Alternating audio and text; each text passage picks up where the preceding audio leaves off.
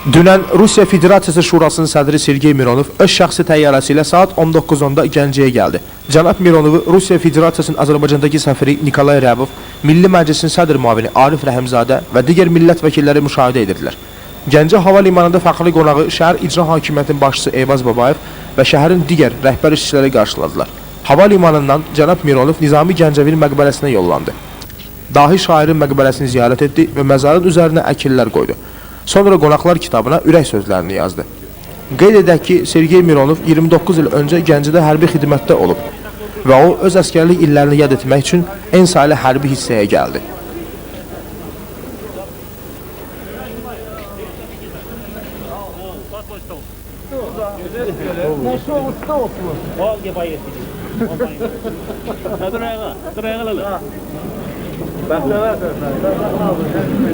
Удачной службы. Будешь председателем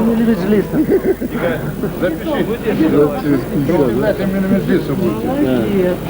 Дорогие друзья, я хочу вам передать большой привет. Я здесь 29 лет назад служил. Вот где боец стоит, это было мое место за этим столом. Желаю успешной службы, скорейшего возвращения домой. Дома вас ждут любимые девушки. Все у вас будет хорошо. Удачи вам, счастья. Спасибо. Спасибо.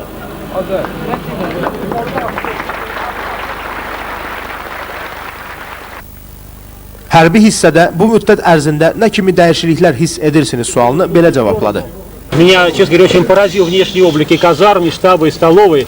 Еще более скажу, меня поразило внутреннее, скажем, и убранство, и вот как накрыты столы у солдат, как они сервированы, вообще какой там порядок. Честно говоря, скажу откровенно, в мое время там было похуже, попроще. И внешний вид, вот плац остался такой же, клуб на месте, 3 батальона, 3 казармы стоят, штаб.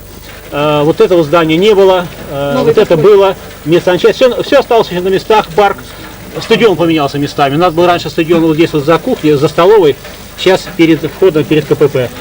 А так, ну, честно говоря, у меня просто вот нахлынули воспоминания, сейчас вот даже историю рассказал, как все тут служил. Кстати, вот в этих зданиях, по крайней мере, это точно, было 2 подъезда.